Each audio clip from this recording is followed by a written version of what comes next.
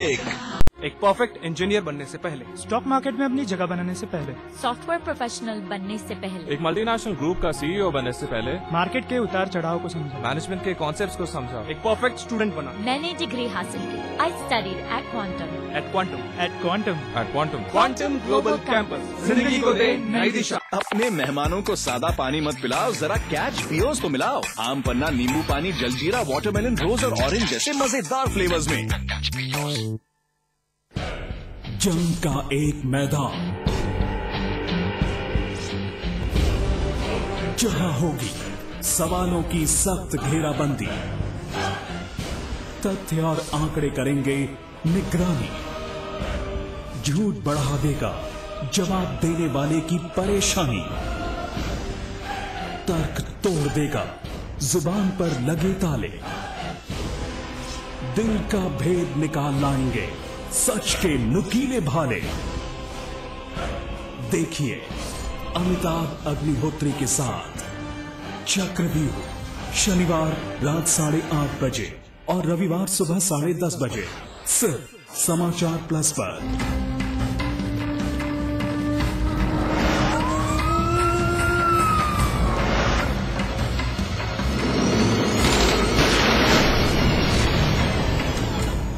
अगर वो शातिर अपने मंसूबे में कामयाब होते तो कुछ भी हो सकता था, कोई भी बन सकता था शिकार।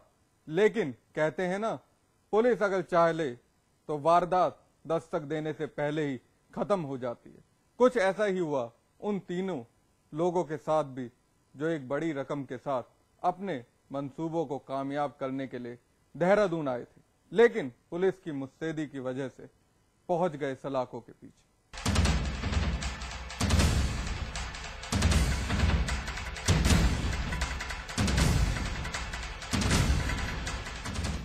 नोटों की ये गड्डी किसी बैंक में नहीं रखी हुई है और ना ही व्यापारी के गल्ले की है, बल्कि देहरादून के राजपुर थाने में रखी गई है, जिसे पुलिस ने मुस्तैदी दिखाते हुए इन लोगों के पास से बरामद किया है। पुलिस नोटों की गड्डियों को गिनने में लगी है। घंटों की मेहनत के बाद आखिरकार पुलिस ने इन गड्डियों को गिनने में कामयाबी हासिल कर ली। पुलिस के कब्जे में 1,69,95,000 रुपए की रकम है, लेकिन इतनी बड़ी रकम मिलने के साथ ही कई सवाल भी उठने लगे हैं। मसलन करीब 1,70,00,000 की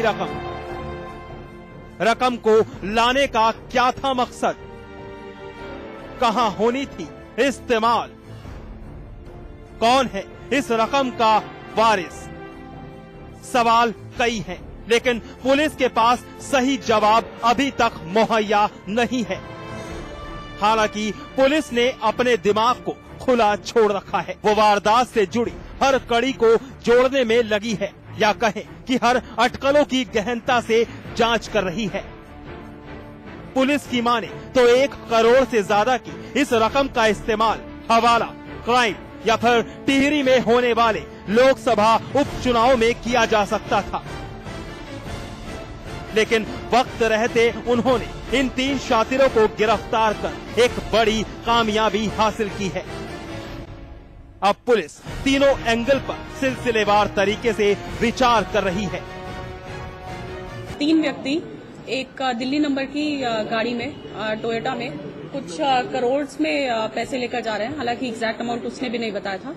तो चेकिंग की गई और व्हाइट कोरोला जब रोकी गई दिल्ली नंबर की, तो उसमें वाकई में 3 लोग मिले और उनके पास गत्ते के कार्टन्स मिले, जिसमें उन्होंने एक्सेप्ट किया कि इसमें काफी रुपए वो परिवहन कर रहे हैं। वो कोई भी उसमें ठोस रीजन क्योंकि नहीं बता सके कि वो पैसा किस लिए ला रहे हैं और कहां से ला रहे हैं। इस बेसिस पर पुलिस ने उनको गिरफ्तार किया और जो पूछताछ में सामने आया है, अभी तक वो लोग इसका कोई भी ठोस कि पैसा कहां से लाए हैं, कहां पर ले जा रहे हैं और किस प्रयोजन से ले जा रहे हैं, ये अभी नहीं बता पाए हैं। हालांकि पुलिस ने करीब 1,70,00,000 रुपए की इस रकम को अपने कब्जे में ले लिया है। साथ ही मामले में 3 लोगों को भी गिरफ्तार किया है, लेकिन पुलिस के हत्थे चढ़े ये लोग खुद को निर्दोष बता रहे हैं। साथ ही इस रकम को अवैध मानने से इनकार कर रहे हैं। आरोपियों के मुताबिक 1 करोड़ से ज्यादा की रकम का इस्तेमाल वो देहरादून में प्रॉपर्टी को खरीदने के लिए करते हैं, लेकिन इससे पहले ही पुलिस ने उन्हें गिरफ्तार कर लिया। ये आरोपी खुद को निर्दोष साबित करने के लिए हालांकि पुलिस के पास दलीलें तो दे रहे हैं, लेकिन इतनी बड़ी रकम को सही साबित करने के लिए इनके पास कोई कागजात नहीं है। बहरहाल पुलिस ने रकम को अपने कब्जे में लेकर इन 3 शातिरों को जेल भेज दिया है। सुरेंद्र डसीला, देहरादून समाचार प्लस।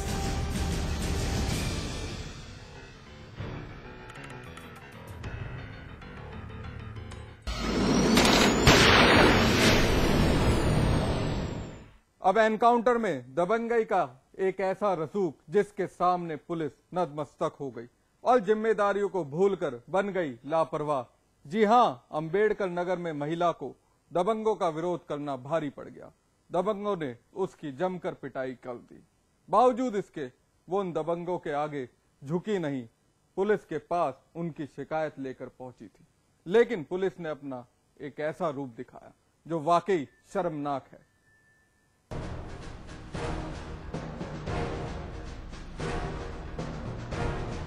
ये महिला थकी हुई नहीं है बल्कि जख्मी है। हालत ऐसी है कि इसके लिए चलना दूभर है। बावजूद इसके ये अपने पति और बेटे के साथ थाने आई है। पुलिस से उस शख्स के खिलाफ न्याय की गुहार लगाने के लिए आई है जो दबंग है और उसकी दबंगई का शिकार बनी है ये महिला।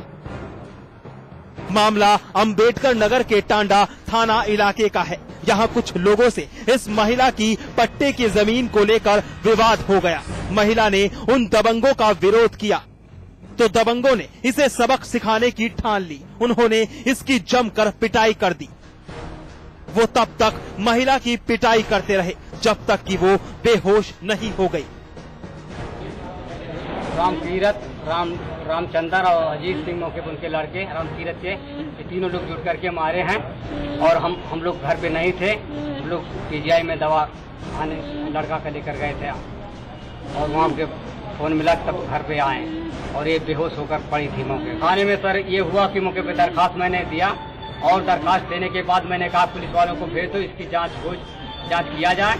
लेकिन मौके पे कोई पुलिस या कोई दरोगा मौके पे इनके पास नहीं है।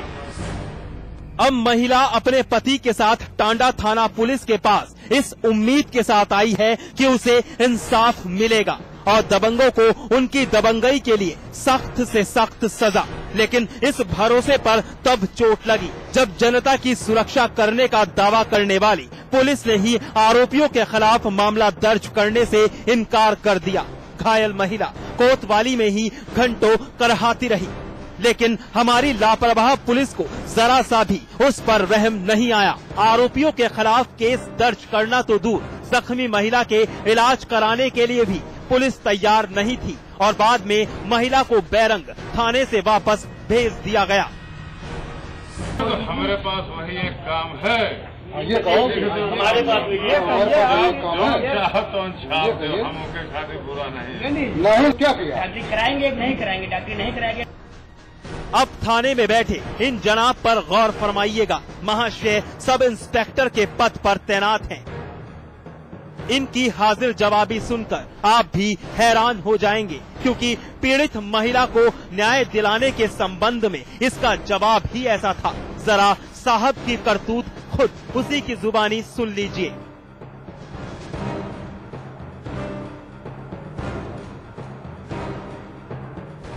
सुना आपने एसआई साहब की हाजिर जवाबी।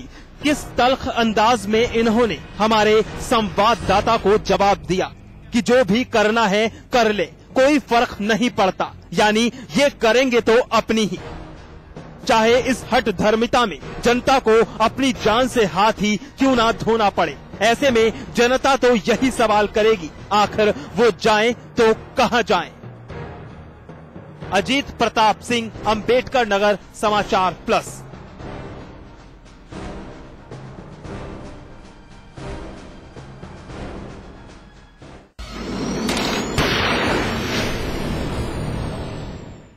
एनकाउंटर में आज बस इतना ही, लेकिन हमारी आपसे एक अपील, मुस्तैद रहिए, जुर्म की हर उस दस्तक को सुनिए जो कभी भी आपकी दहलीज पर दस्तक दे सकती है। नमस्कार।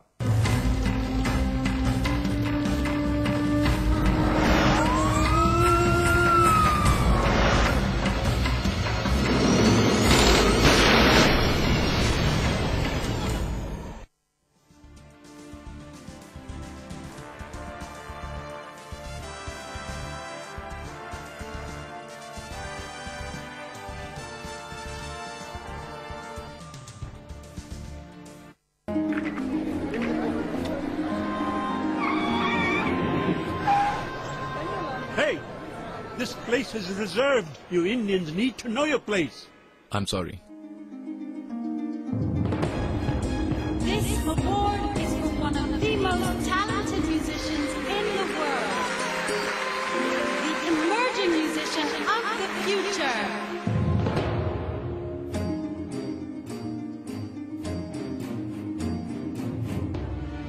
हम हिंदुस्तानियों को अपनी जगह अच्छी तरह मालूम है, मगर दुनिया जरा देर से पहचानती है। The world is our place. जिस तरफ उठे नजर जीत है हमारी। Compliments from India. मुंह में रजनीगंधा, कदमों में दुनिया। India's largest university, with 25,000 students from 26 states of India and 16 countries. 25 international tie-ups. Placements in 300 corporates. Hostel facility for 15,000 students.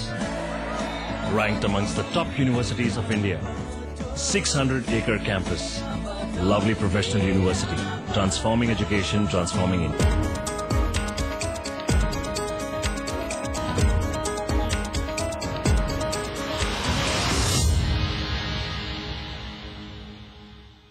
Samajwadi party का पश्चिम बंगाल के कोलकाता में राष्ट्रीय महाधिवेशन चल रहा है। समाजवादी पार्टी सुप्रीमो मुलायम सिंह यादव की जो मंशा है वो मंशा ये है कि जैसे भी पश्चिम बंगाल में भी अब साइकिल दौड़ाई जाए। एक के बाद एक तमाम तरह के बयानों से ये महाधिवेशन खासा चर्चा में रहा। 2 दिनों तक चलने वाली इस बैठक में समाजवादी पार्टी के सुप्रीमो मुलायम सिंह यादव, उत्तर प्रदेश के मुख्यमंत्री अखिलेश यादव, महासचिव रामगोपाल यादव, जया बच्चन, मोहम्मद आजम खान समेत पार्टी के कई बड़े नेता वहां मौजूद रहे।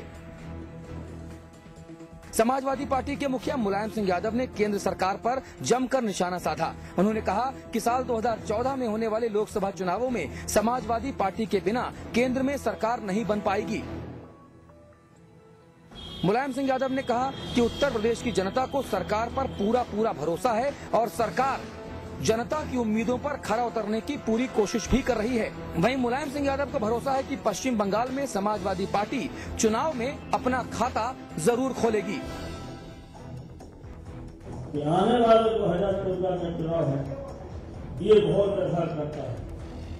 अगर 2014 में अच्छी तादाद में लोग सभा की से जिता के भेजिए, आप लोगों ने मेहनत करके सरकार ने अच्छे काम करके जनता प्रभावित कर दिया, वोट मिल गया, तो दिल्ली में भी समाजवादी पार्टी की बिना सरकार नहीं बने। समाजवादी पार्टी के महासचिव मोहन सिंह ने राहुल गांधी की क्षमताओं पर सवाल उठाए तो रामगोपाल यादव ने ये कहा कि कोल ब्लॉक आवंटन मामले में सरकार की जो भूमिका है वो खासी संदिग्ध है और श्री प्रकाश जायसवाल को तुरंत इस्तीफा दे देना चाहिए। क्या छुट्टी मांगना अपराध है?